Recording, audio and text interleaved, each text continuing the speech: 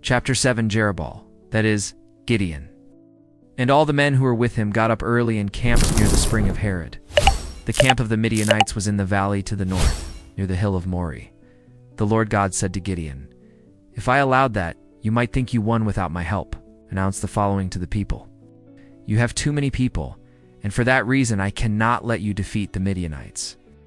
Whoever is afraid, let him leave Mount Gilead and go back home." Gideon announced it. And 22,000 men returned, but 10,000 remained.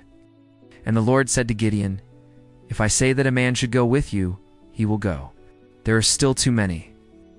Take them down to the water, and there I will separate those who will go with you. If I say that another should not go, he will not go." So Gideon brought the men down to the water, and the Lord said to him, "All the others knelt down to drink. Separate all the men who lap the water with their tongues like dogs from those who kneel down to drink." 300 men scooped water with their hands and lapped it. "Tell the others to go back home." Then the Lord said to Gideon, "With these 300 men who lapped the water, I will deliver you and give you victory over the Midianites. But they kept all the food and the ram's horns. I have already given you the victory." The camp of the Midianites was below them in the valley. So Gideon sent all the other Israelites home, except those 300. That night, the Lord God said to Gideon, "The Midianites, the Amalekites, and the desert peoples were spread across the valley like a swarm of locusts. They and their camels were as countless as the sand on the seashore. Get up and attack the Midianite camp," he said. "But if you are afraid to attack, go down to the camp with your helper Purah. You will hear what they are saying, and then you will have the courage to attack the camp." Gideon and Purah went down to the edge of the enemy camp. When Gideon arrived, he heard a man telling a dream to his friend. "I dreamed that a round loaf of barley bread came rolling into our camp. It hit a tent so hard that the tent collapsed, turned over, and lay flat on the ground." And his friend replied, "That can only mean the sword of Gideon, an Israelite, son of Joash. God has handed our people and our whole army over to him." When Gideon heard the dream and its meaning, he knelt down and worshipped God. Then he returned to the Israelite camp and said, "Get up, the Lord God has given the Midianite army into your hands."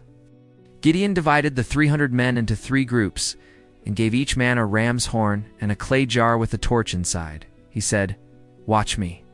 When I get near the edge of the camp, do what I do. When my group and I blow our horns, then you who are around the camp must blow your horns too, and shout, 'For the Lord and for Gideon.'" A little before midnight, at the changing of the guard, Gideon and his 100 men came to the edge of the camp. They blew the horns and smashed the jars they were carrying. All 3 groups blew their horns and smashed their jars. They held the torches in their left hands and the horns in their right. And they shouted, "A sword for the Lord and for Gideon." Each man stood in his place around the camp. Entire enemy army ran, shouting as they fled. While the 300 men blew their horns, the Lord God caused the men in the camp to turn on each other with their swords. They fled to Zererah, as far as Bethshittah, near Abel Maholah, by the border of Tabbath. Then the men of the tribes of Naphtali, Asher, and both halves of Manasseh were called, and they pursued the Midianites. Gideon sent messengers throughout the hill country of Ephraim, saying, "Come down and fight against the Midianites. Guard the Jordan River and its streams all the way to Beth-barah, and do not let the Midianites cross."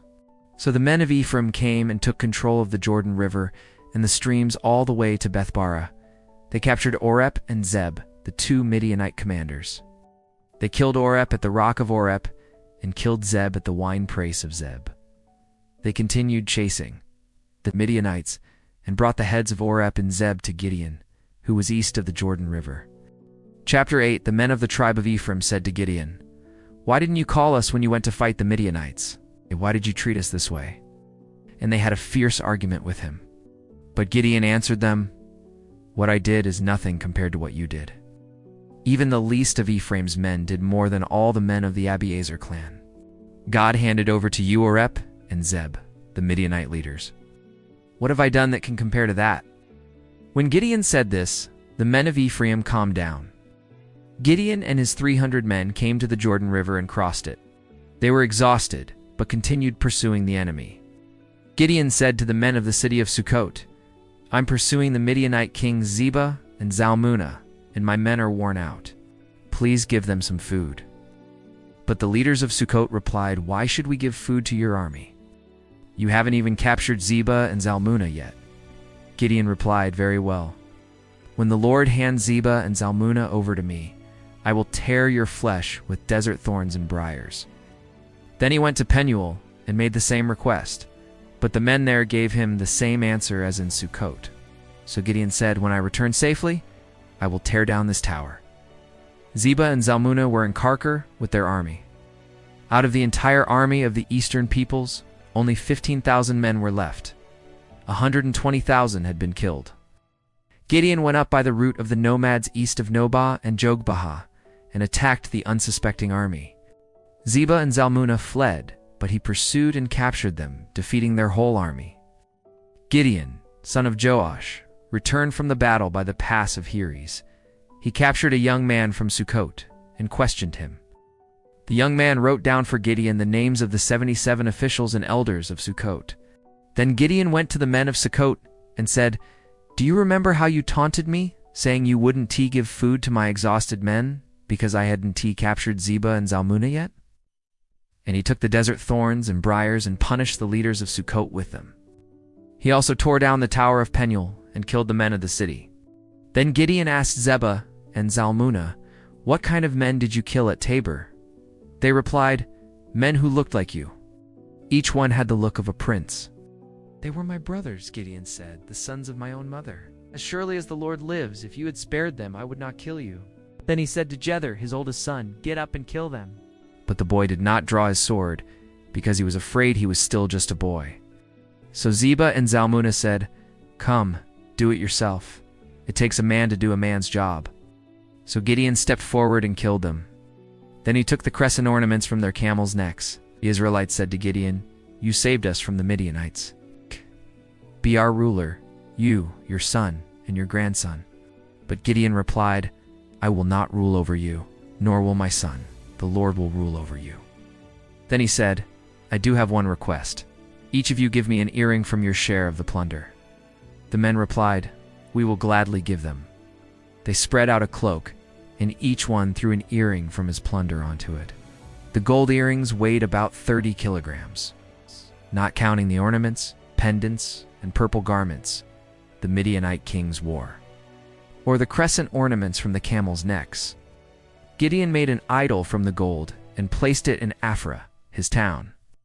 All Israel prostituted themselves by worshipping it there, and it became a trap for Gideon and his family. The Midianites were subdued before the Israelites and did not rise again. During Gideon's lifetime, the land had peace for 40 years. Gideon, son of Joash, went back home and settled there. He had 70 sons of his own, for he had many wives. He also had a concubine in Shechem, who bore him a son, and he named him Abimelech. Gideon, son of Joash, died at a good old age and was buried in the tomb of his father Joash, in Ophrah of the Abiezrites, after Gideon died. The Israelites again prostituted themselves to the Baals. They set up Baal-Berath as their god, and did not remember the Lord their God, who had rescued them from the hands of all their enemies on every side. They also failed to show loyalty to the family of Gideon in return for all the good things he had done for Israel.